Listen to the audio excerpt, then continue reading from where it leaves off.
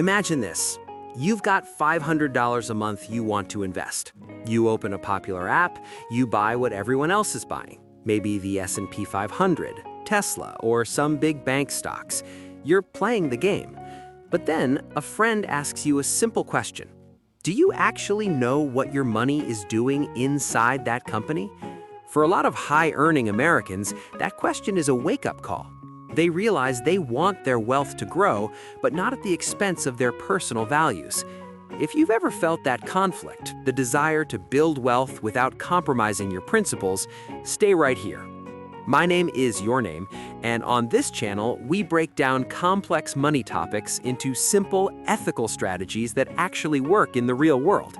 Today, we are tackling halal investing for beginners, specifically for the US market. We're going to cut through the confusion. You're going to learn what halal investing actually means in practical terms, the 3 specific rules that govern it, and exactly how you can start a diversified, modern portfolio today, whether you live in New York, Texas, or anywhere in between. And if you're new here, consider hitting that subscribe button so you don't miss out on building wealth the smart way. Let's be real for a second. Life in America is expensive. You're looking at your 401k statements, you're trying to save for a down payment on a house in this crazy market, and you're worried about inflation eating away at your savings. You know you need to invest, but maybe you've held back. Maybe you've looked at the stock market and thought, wait a minute, this company deals in alcohol. That one is a traditional bank charging interest. That doesn't sit right with me. It's not about being judgmental, it's about having a personal standard. It's like choosing to shop organic or buy from local businesses. You just want your money to reflect who you are. The problem is, Wall Street doesn't exactly make it easy to filter for that. Most financial advisors will just throw you into the standard index funds without a second thought. That leaves you feeling stuck, caught between your desire to grow your wealth and your desire to sleep well at night. I get it. And the good news? You don't have to choose. So what does halal investing actually mean from a practical standpoint? I want you to forget the religious jargon for a moment and think of it like a clean investment filter. Imagine you're trying to eat a strict diet. You don't just look at the front of the box, you read the ingredients. Halal investing is the same thing. It's a 2-step filter you run a company through before you give them your hard-earned money. First, the business filter. We look at what the company actually does. If their primary business involves things like conventional banking, gambling, alcohol, or tobacco, that stock gets taken off the table. It doesn't pass the business screen. We don't invest in the ingredients we want to avoid. Second, the financial filter. This is the nerdy, important part. Even if a company sells something clean, like software or halal food, they might still have too much debt. In conventional finance, debt is fine. In value-based investing, if a company has massive amounts of interest-based debt, or if they hold a lot of cash in interest-bearing accounts, they might also be filtered out. Think of it this way. You wouldn't partner with a person in a business deal if they made all their money in a way you disagreed with, right? This is just formalizing that partnership. Here is where most beginners in the US get tripped up. Your buddy tells you, just buy the S&P 500, it's safe. But if you run that S&P 500 through our clean investment filter, you run into a problem. A company like Apple? Amazing products. But Apple has billions of dollars in debt and holds massive cash reserves that earn interest. A company like Citibank? Their entire business model is based on interest.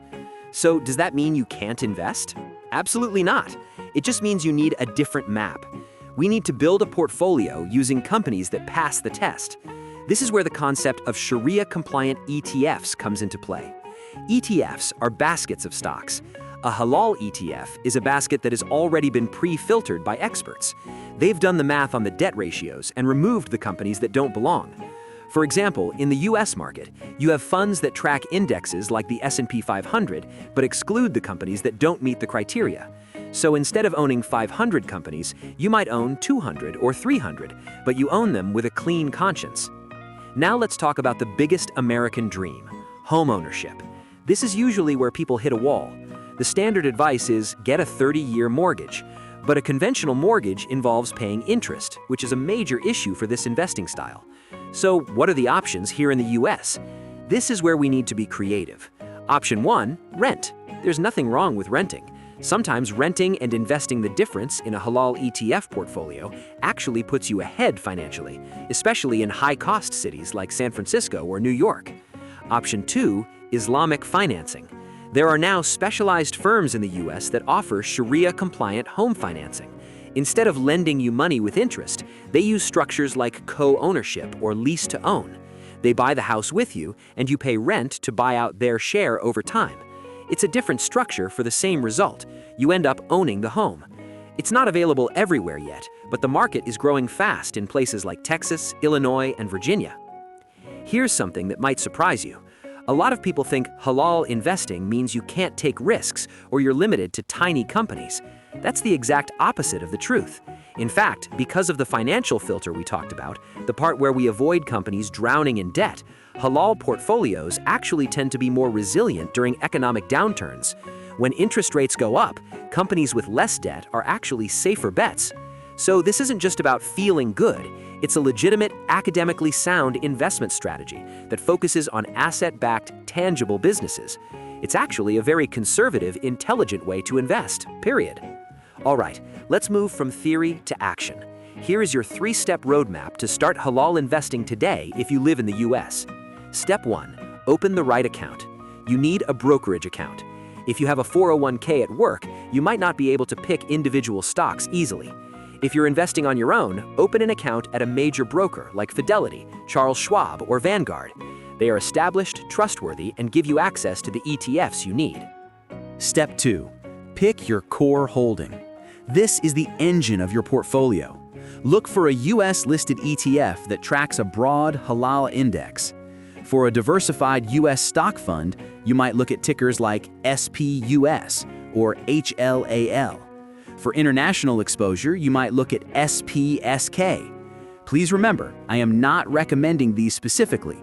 These are examples for you to research. Think of this ETF as your total market fund. It's your foundation. Step 3, automate and ignore the noise. The biggest advantage you have is time. Set up an automatic investment, maybe $100 every 2 weeks. This is called dollar cost averaging. You buy more when the market is low, less when it's high. You don't have to time the market. You just let your clean investment filter do the work over the next 10, 20, or 30 years. Let's quickly cover the potholes so you don't fall in. Mistake number 1, analysis paralysis. I see this all the time. People spend 2 years trying to find the perfect halal stock. Meanwhile, the market has gone up 20%. Don't let perfect be the enemy of good. Start with a broad halal ETF. It instantly gives you diversity. You can research individual stocks later while your core money is already working for you. Mistake number 2, ignoring retirement accounts. In the US, we have amazing tax advantages. If you are self-employed, look into a SEP IRA or a solo 401k. If your employer offers a 401k match, you need to talk to HR about your options. Sometimes you can open a separate account and have them deposit the match there. Leaving free money on the table, the employer match, is the biggest financial mistake you can make, regardless of your investing style. Mistake number 3, thinking it's too niche. 5 years ago, options were limited. Today, there are billions of dollars in halal ETFs. The industry is mature. You are not a pioneer taking a crazy risk. You are a smart investor utilizing a specific financial product that fits your lifestyle. So let's bring it all together. You now know that halal investing isn't about limiting your wealth, it's about directing it. It's a 2-part filter, checking what a company does and how it handles its money. You know that ETFs are your best friend for getting started, and that real estate requires a slightly different approach here in the US. This matters because your money is a reflection of your effort. It should work as hard as you do, and it should do so in a way that aligns with your principles, not against them. I'd love to hear from you. What is the biggest hurdle you face when trying to invest ethically here in the States? Is it finding the right stocks or understanding the tax stuff? Let me know in the comments below. I read them, and your feedback helps shape the next videos. If you found this guide valuable, please hit that like button. It really helps other people on the same journey find this content. And if you want a real partner in your financial future, hit subscribe so we can navigate this market together. Disclaimer: this video is for educational purposes only and is not professional financial advice.